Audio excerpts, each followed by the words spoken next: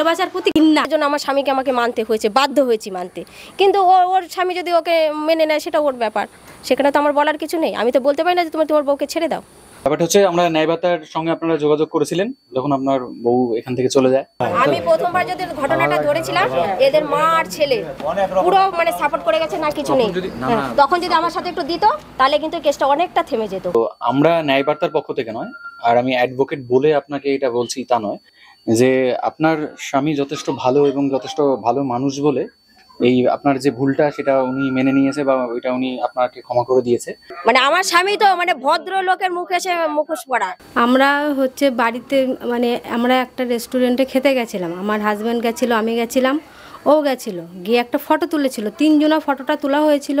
উনি কি করেছে, আমার হাজব্যান্ডের ফটোটা কেটে দিয়েছে। উনি উনার বাপের বাড়ি আর হচ্ছে বাপের বাড়ির থেকে ওনার বৌদি আর শ্যামলী দেশ মহিলা, যেই মহিলা বলেছে আমার দিদিদেরকে নাকি পয়লা বৈশাখে আমি জামা কাপড় কিনে দিতাম। টাকাগুলো কোথায় পায়? ওর বাবা আসলে 500 টাকা 1000 টাকা পকেটে দিয়ে দিল, এই দিদিকে এই কিনে দিচ্ছে সেই কিনে দিচ্ছে, ওর তো আয় এই কটা।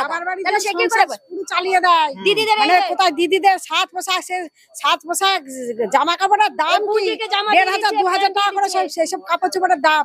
প্রত্যেক পুজোয় পয়লা বৈশাখ, চৈত্র মাসে পয়লা বৈশাখের দিনে মানে মা বাবা সব দিদি জামাইবাবু সবাইকে জামা কাপড় দিচ্ছে। এত মানে সেরকম 1200-1300 টাকা করে সব এক একটা জিনিসের দাম। কোথায় পায় টাকা এসব? এখন তো দেখি আমার সংসারটাকে পুরো নষ্ট করে দিয়ে সর্বস্বর পেছনে ঢেলে দিয়ে যা ছিল আরো নিয়ে চলে গেছে, আমাদের তো পথের ভিখারি করে দিয়েছে। উনি আমাকে ঠেট দিয়েছে, আমাকে মুখে আমাকে ঘর থেকে টানতে টানতে নিয়ে যাচ্ছে। সেই মুহূর্তে আমার বর আমাকে বাপের বাড়ি দিয়ে আসে। বাপের বাড়ি যখন দিয়ে আসে সে আমাকে ফোন করে যে আমাকেও বাড়িতে থাকতে দিচ্ছে না, আমাকেও এরকম টর্চার করছে, তাহলে কি করব বল। তখন আমি বলি তাহলে তুমি বলে দাও কি করব। তখন বলে যে আমি আর থাকতে পারছি না, আমি পালিয়ে যাচ্ছি, পালিয়ে যাই। তো উনার ওই কথাতে দুজনার সম্মতিতে আমরা চলে যাই। যাওয়ার পর সেইখান থেকে আমি শুনতে পারি যে উনি এত টাকা লোন নিয়েছে, লাখ লাখ টাকা আমাদের দেনা করে দিয়ে গেছে। এই আমার ছেলের টাকা ওরা খেয়ে খেয়ে ঘুমাচ্ছে। এত টাকা এসব আমি কোনো টাকা পয়সা ওনার খাইনি, কোনো টাকা পয়সা খাইনি। উনি ওই টাকা শোনার পর উনি আসতে চায়নি। আমি বলেছি যে তোমার টাকার ভার আমার দিদিদেরকে বলছে, আমাকে বলছে, আমি কেন নেব, তুমি চলো। উনি তখন বললে ঠিক আছে আমি বাড়ি যাব। উনি বাড়ি এসে 11 লাখ টাকা নাকি উনি সুদে নিয়েছে। সেই লোক ওনার প্রপার্টি লিখে নেয়। এখন ওনাদের বাড়ির বক্তব্য আমি নাকি পয়সা খেয়েছি। আজকে যদি আমি পয়সা খাই তাহলে আমার ঘর দেখুন আর ওনাদের ঘর দেখুন। আর যখন আমাদের এক কাটা জায়গা ওনারা কিনেছেন, আমার বই থেকে লোন তুলে ওনাদেরকে আমি দিয়েছি। কেন দিতেন? হ্যাঁ কেন দিতাম, ওদের সাথে আমাদের একটা বন্ডিং ভালো ছিল। ওর বউ হাতে পায়ে ধরেছিল দিয়ে আমি জায়গাটা কিনবো, দিয়েছিলাম। দেওয়ার পর তখন জমিটা কিনেছে, আমাদের পয়সা দিয়ে লোন তুলে দেওয়া হয়েছে। 5 মাসের মধ্যে 10 লাখ 12 লাখ টাকার ঘর কি করে সে বানায়, তার ঘর দর কী করে রং সে করে। সে সুদে সুদে টাকা নিয়ে এসে করেছেন। আর যার কাছ থেকে সুদে নিয়েছেন ডেট দেখবেন উনি 1 বছর আগেকার ডেট। নিজেও আমার কাছে স্বীকার করেছে যে না হচ্ছে কি ওটা আমি ঘর বানানোর সময় আমি লোনটা আমি ওই সুদের টাকাগুলো নিয়েছি। আর ওনার বলছে মাসিক নাকি 60,000 টাকা ইনকাম। ওনার খুব জোর উনি বলেছে ওনার 30,000 টাকা ইনকাম। আর ওনার সমিতি ওনার বউ সব জানে যেখানে দিতে হয় 1.5 লাখ টাকা ওনার মাসে দিতে হয়। তাহলে উনি কী করে দেবেন? সুদে সুদে এনেও দিয়েছেন। উনি যে টাকা পয়সা নিয়ে চলে যাচ্ছেন আমি এই ব্যাপারে জানি না। আর ওনারা দাবি করছেন আমি নাকি ওনার বউ সেজে ফোন করে টাকা নিয়েছি। অনেক জায়গায় আমার মানে ডুপ্লিকেট সই করেও টাকা নিয়ে গেছে। সব জায়গায় তো আমি সই করিনি, যেগুলো মানে ওনার নামে লোন আছে সেগুলোতে নমিনি হিসেবে আমার ডকুমেন্টস ঘরে আছে, জেরক্স করা নিয়ে গেছে, নিয়ে ও সই করে ও নিজেই টাকা তুলে নিয়েছে। হ্যাঁ আবার ফোনে এক জায়গা থেকে শুনলাম যে আমার মানে 12 লাখ টাকা নিয়েছে, বলেছে বৌদি ছাড়া টাকা দেবো না। শেষে মহিলার সাথে আমার লোকে সেই কথা হয়নি, তার সঙ্গে কথা হয়নি। যে টাকা দিয়েছে সে কিন্তু এই আসল বৌদিকে ধরায়নি, ওই মহিলার সঙ্গে ধরিয়ে কথা বলেছে যে এরকম টাকা দিয়ে হ্যাঁ দাও, কোনো অসুবিধা হবে না, এরকম বলেছে।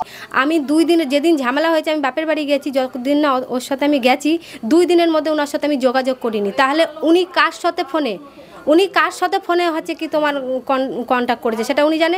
ওনার সঙ্গে যাওয়ার পরে কি হয়েছিল? হ্যাঁ ওনার সঙ্গে চলে আসলাম। এই ঋণে আমি জানতাম না উনি এত লাখ টাকা ঋণ করেছেন, আমি জানতাম না। আর আমাদের ফ্যামিলিকে শুধু দুষছে। আমার তুমি দেখেছো তোমার বউ যে ঘরে ঘরে করেছে। হ্যাঁ মানে আপনি কি একটু বলবেন না যে আপনার এখানে কোনো দোষ নেই? কার? অবশ্যই আছে। হ্যাঁ, আমার তো দোষ আছে। আমি বড় বড় ভুল করেছি, ওর সাথে চলে গিয়ে আমার মেয়েকে রেখে আমি বিশাল ভুল করেছি। আর ওনারা আমার শাশুড়িকে সমর্থনে বলে যাচ্ছে আমার শাশুড়ি নাকি কোনো শাশুড়ি চাইবে তার বৌমা এসব করুক। আমার শাশুড়ির কোনো দোষ নেই, আমার শাশুড়ির মতো শাশুড়ি হয় না, আমার শাশুড়ি আমার বরের কোনো দোষ নেই। আজকে যে ভুলটা করেছিলেন তার ফলটা পেলেন? হ্যাঁ, ফলটা পেলাম তো। আমার বই থেকে 2 লাখ টাকা নিয়েছে, আমার ক্যাশ 50,000 টাকা ওনার কাছে দেওয়া আছে।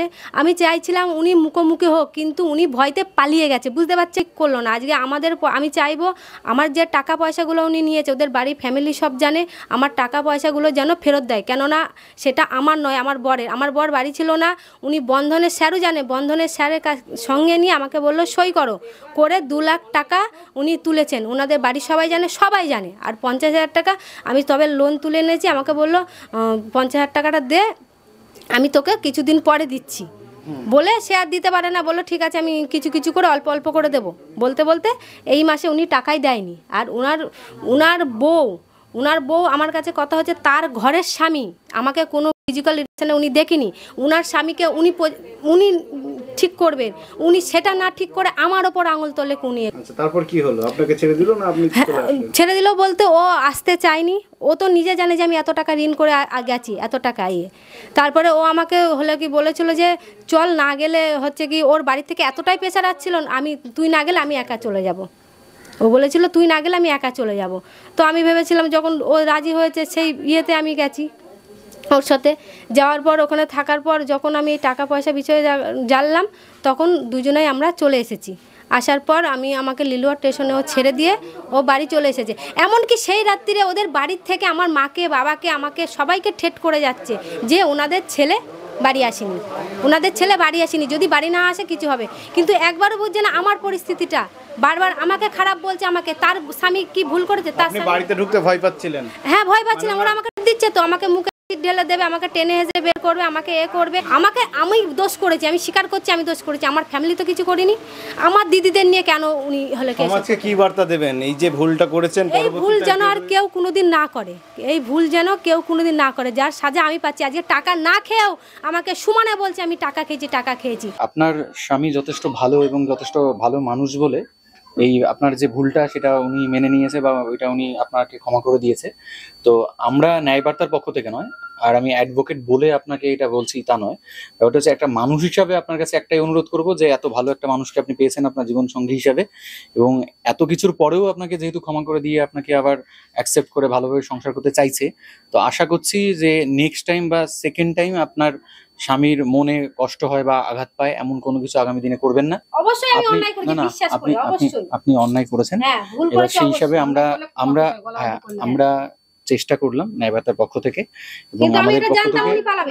আমাদের পক্ষ থেকে প্রশাসনিকভাবে আমরা চেষ্টা করেছি। ওনার স্বামী কত টাকা ইনকাম? ওনার স্বামী আমাকে বলেছে 30,000 টাকার মাসে ইনকাম, ওর 1.5 লাখ টাকা লোন দিতে হয়, 1.5 লাখ টাকা কিস্তি দিতে হয়। তাহলে সেই মানুষটা সুদ করে আনবে না, সেই মানুষটা কি করবে? হ্যাঁ, আর আজকে যদি ওর পয়সা আমি খাই তাহলে আমার ঘর। যাই হোক, আমরা ন্যায়বার্তার পক্ষ থেকে আমাদের সাথে লাস্টে যোগাযোগ করা হয়েছিল। আমরা প্রথমে এসে একটা ভিডিও আমরা করেছিলাম যখন উনি চলে গেছিলেন। একটাই অনুরোধ করবো আপনাদের প্রত্যেকে যে এইরকম ভাবে মানে ভুল বোঝাবুঝি করে বা স্বামীর সাথে গন্ডগোল করে কখনো কোনো আদার্স রিলেশনের মানে পড়ে যাবেন না কোথাও, কারণ প্রত্যেকেরই একটা নিজস্ব সংসার আছে, এবং বিশেষ করে যাদের বাচ্চা কাচ্চা আছে তাদের অবশ্যই একবার ভাবা উচিত যে আমরা আরেকজনের সঙ্গে চলে গেলে বা আরেকটা থার্ড পার্সনের ইনভলভমেন্টে এসে যদি আমরা কোনো সংসার ভেঙে কোথাও চলে যাই, সেই ক্ষেত্রে যে ইম্প্যাক্টটা পড়ে সেটা কিন্তু আমাদের উপরে ডাইরেক্টলি পড়ে না, পড়ে ডাইরেক্টলি আমার বাচ্চাদের উপরে, মানে যে বাচ্চাটা থাকে সেই বাচ্চার উপরে। আমরা প্রত্যেককে অনুরোধ করবো যে এইভাবে করে থার্ড পার্সনকে সংসারের মধ্যে ইনভলভ করবেন না বা থার্ড পার্সনকে সংসারে ঢোকার কোনো সুযোগ দেবেন না, এবং চেষ্টা করবেন যে আগামী দিনগুলিতে যারাই আমাদের দর্শক আছেন তারা চেষ্টা করবেন যে আগামী দিনগুলিতে এই সব থার্ড পার্সনের থেকে একটু দূরে থাকার। এবং আমরা এইমাত্র আমরা ওনার বাড়িতে এসেছি, আমরা চেষ্টা করলাম দুটো সংসার মানে জোড়া লাগানোর। উনি তো ওনার বাড়িতে চলে এসেছেন, যে ছেলেটা নিয়ে চলে গেছিল, তো সে তার বাড়িতে এসে সংসার করছে, এবং আজকে আমরা ওনার বাড়িতে ফিরিয়ে দিয়ে গেলাম, এবং ওনার স্বামীর সম্মুখে আমরা ফিরিয়ে দিয়ে যাচ্ছি ন্যায়বার্তার পক্ষ থেকে। আশা করছি আগামী দিনে এই ধরনের কোনো রকম কোনো প্রবলেম আর ওনাদের সংসারে হবে না, এবং আগামী দিনে ওনারা ভালোভাবে সুখে শান্তিতে সংসার করুক, এটাই আমার পক্ষ থেকে চাইছি। লিটন দাসকে আমরা পেলাম না। হ্যাঁ, আমরা লিটন দাসকে পেলাম না, কারণ উনি ভয়ে আমাদের সামনে আসেননি। যাই হোক, আমরা লিটন দাসকে পেলাম না। আমরা ওনার কাছ থেকে যেটুকু শুনলাম, আমরা সেই হিসাবে আমরা চেষ্টা করলাম আমাদের সাইড থেকে যতটুকু, মানে প্রশাসনিকভাবে আমরা হেল্প নিলাম। প্রশাসনের এখানে রানাঘাট প্রশাসনের সঙ্গে আমরা হেল্প পেয়েছি প্রশাসনের কাছ থেকে, এবং ন্যায়বার্তার পক্ষ থেকে আমরা এখন 4 হাত 1 করে দিলাম। ধরুন ধরুন।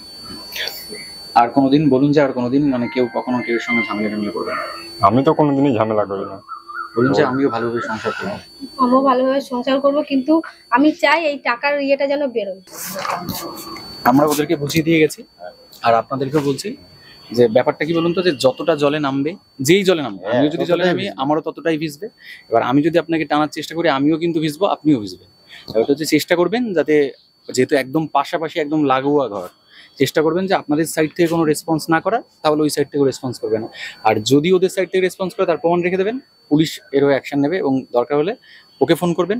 ও আর মানে ওর চ্যানেলের সঙ্গে আমি মাঝে মাঝে বিভিন্ন জায়গায় যাই। বিষয়টা হচ্ছে আপনার স্বামী ওনাকে নিয়ে চলে গেছিল, এবার আপনার স্বামী ফিরে এসে আবার সংসার করছে, আমরা চাই উনিও সংসার করুন। না, আমরা তো বলিনি সংসার করতে। ওর স্বামী যদি মেনে নেয়, যেমন আমি নিতে বাধ্য হয়েছি, স্বামী যদি মেনে নেয়, স্বামী নিতেই থাকে, এটা কোনো প্রবলেম নেই। আর তারপরে দেখেছেন তো ছেলেকে এটা কেমন লুকিয়ে ফেললো।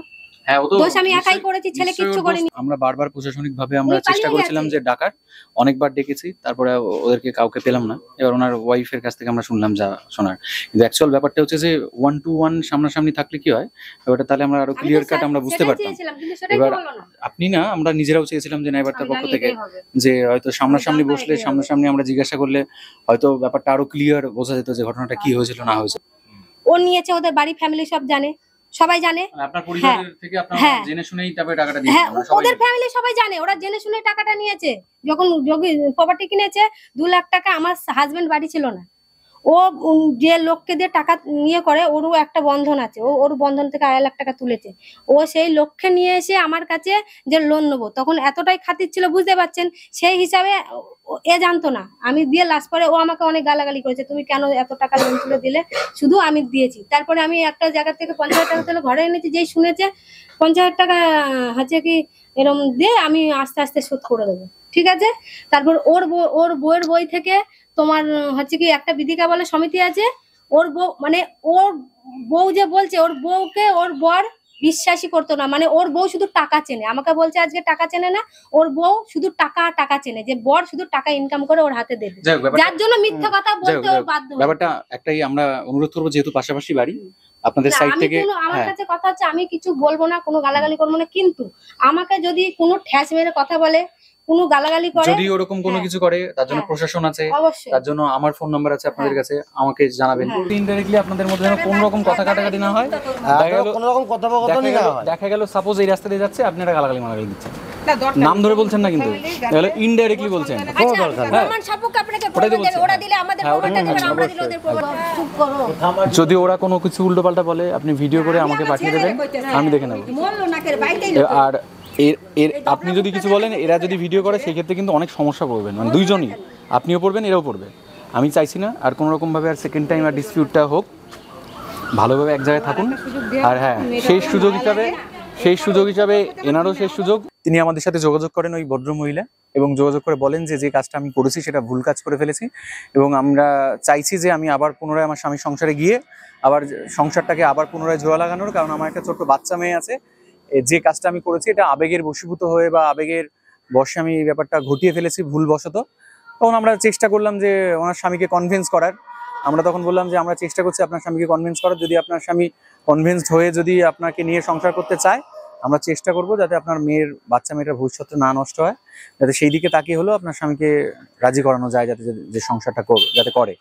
তো আমরা তারপরে ওনার স্বামীর সাথে কন্ট্যাক্ট করি এবং বাই ফোন কল ওনার স্বামীর সাথে যোগাযোগ করি, এবং যোগাযোগ করার পরে অনেকটা কনভিন্স করি এবং বোঝানোর চেষ্টা করি যে দেখুন, যা হয়েছে ভুল মানুষ মাত্রই করে, তো একবার সেই সুযোগ হিসাবে আপনার ওয়াইফকে একবার সুযোগ দিন, এবং ভবিষ্যতে ফার্দার যাতে আপনি ভালোভাবে সুখে শান্তিতে সংসার করতে পারেন। আমরা চেষ্টা করব যে আপনার ওয়াইফকে ভালোভাবে বোঝানোর, যাতে এই ভুলটা নেক্সট টাইম আর যাতে কখনো না করে। তারপর উনি কিছু মানে অনেকটা কনভিন্স করার পর উনি একটা সময় গিয়ে রাজি হলেন, এবং হওয়ার পরে উনি বললেন যে হ্যাঁ, আমি আমার বউকে আমি ফিরিয়ে নিতে চাইছি। তখন আমরা শুনতে পারলাম যে ওই এলাকার কিছু লোকজন আর কি ওনাদেরকে এলাকাতে ঢুকতে দেবো না, বা এলাকাতে ঢুকলে দেখে নেবো, এই করবো ওই করবো, নানান রকম। এবার ওনার কাছ থেকে আমরা জানতে পারলাম। তারপর আমরা রানাঘাট যে পুলিশ প্রশাসন আছে তাদের সহযোগিতা নিলাম। রানাঘাট পুলিশ প্রশাসনের যিনি আইসি সাহেব আছেন ওনার সাথে আমি কথা বললাম, বলার পর উনি আমাদেরকে যথেষ্ট হেল্প করলেন এবং আমরা পুলিশ প্রশাসনের সহযোগিতায় আমরা সেই ভদ্রমহিলাকে আবার ওনার সংসারে ফিরিয়ে দিয়ে আসলাম এবং তার স্বামীর কাছ থেকেও আমরা স্টেটমেন্ট নিলাম যে উনি যদি ওনার ওয়াইফ যদি ফার্দার আর কখনো ভুল টুল না করে তাহলে উনি সুখে শান্তিতে সংসার করবেন। এবং ওনার শাশুড়িও বললো যে আমারও কোনো অভিযোগ নেই, আমার বৌমাকে আমি ক্ষমা করে দিচ্ছি, যদি আগামী দিনে উনি ভালোভাবে সংসার করে তাহলে আমিও চাই আমার বৌমা সংসার করুক আমার সাথে। এবং এইরকম অবস্থায় আমরা চেষ্টা করলাম যে দু হাত 4 হাত আমরা এক করে দিলাম, যাতে ভবিষ্যতে এরকম সমস্যা আর আগামী দিনে না হয় সেই ব্যাপারটা আমরা বুঝিয়ে দিয়ে আসলাম ন্যায়বার্তার পক্ষ থেকে। এবং আমার তো পক্ষ থেকেও আমরা যথেষ্ট বোঝালাম, বউটাকেও বোঝালাম এবং ওনার স্বামীটাকে বোঝালাম যে চেষ্টা করবেন যাতে আগামী দিনে এইরকম সমস্যাগুলো আর ফার্দার না হয়। এবং ওনার যে ওয়াইফ যে ভদ্রমহিলা উনি চলে গেছিলেন উনি স্বীকার করলেন যে না আগামী দিনে আর এরকম কোনো ভুল করব না। আর এরকম ভুল হয়তো আবেগের বশীভূত হয়ে আমরা অনেকেই করে ফেলি বা অনেকে হয়তো হুটহাট করে একটা ডিসিশন মেকিং করি। একটা কথা মনে রাখবেন যে দ্রুত সিদ্ধান্ত বা আবেগে পড়ে যদি কেউ সিদ্ধান্ত নেয় সেই সিদ্ধান্তটা ম্যাক্সিমাম টাইম ভুল সিদ্ধান্ত নেওয়ার মানে সম্ভাবনাটা বেশি থেকে যায়। তাই আবেগে পড়ে বা আবেগের বশীভূত হয়ে এমন কোনো সিদ্ধান্ত আমরা আশা করছি কোনোদিন এমন কেউই নেব না, যাতে এই সিদ্ধান্ত নেওয়ার বিনিময়ে আমার জীবন এবং আমার পরিবারের জীবন বা আমার ফ্যামিলি মেম্বারদের জীবন কখনো একটা বড় প্রবলেমেটিক সিচুয়েশনে পড়ে। এবং আশা করছি যে এনারা আগামী দিনগুলিতে ভালোভাবে সুখে শান্তিতে সংসার করবেন। এবং ন্যায়বার্তার পক্ষ থেকে অনেক ধন্যবাদ আবারও জানাই রানাঘাট পুলিশ প্রশাসনের সবাইকে। আজকে একটাই অনুরোধ করব আমার পক্ষ থেকে এবং অবশ্যই ন্যায়বার্তা চ্যানেলের পক্ষ থেকে যে সংসারে তৃতীয় ব্যক্তির ইনভলভমেন্ট থেকে দূরে থাকবেন। কারণ আমরা ফার্স্ট পার্সন এবং সেকেন্ড পার্সন যখন আমরা সংসার করি, সংসারে তৃতীয় ব্যক্তি নামক যে ব্যক্তিটা থাকে সেটা যেই থাক না কেন, এই তৃতীয় ব্যক্তিদেরকে যত বেশি আপনারা তাদেরকে মানে তাদের প্রভাবে প্রভাবিত হবেন বা যত বেশি তাদেরকে মানে মাথায় তুলবেন, তত আপনার সংসারটা মানে প্রবলেমেটিক সিচুয়েশনে পড়ার সম্ভাবনা অনেক বেশি থাকবে। এবং চেষ্টা করবেন যাই হোক না হোক নিজেদের মধ্যে ব্যাপারটা ঘরের মধ্যে মিটিয়ে নেওয়ার। কোনো তৃতীয় ব্যক্তিকে কখনো সুযোগ দেওয়া উচিত না এবং কোনো তৃতীয় ব্যক্তিকে জানাবেনও না আপনার সংসারে কি হচ্ছে কি না হচ্ছে। কারণ যখনই তৃতীয় ব্যক্তির ইনভলভমেন্ট হবে সেই সংসারে সমস্যা বাড়বে ছাড়া কমবে না এবং সেই সংসার পরবর্তীতে একটা বড়সড় কোনো প্রবলেমেটিক সিচুয়েশনে পড়ার একটা বড়সড় একটা সম্ভাবনা থেকে যায়। তাই একটাই অনুরোধ করবো যে তৃতীয় ব্যক্তি থেকে দূরে থাকুন।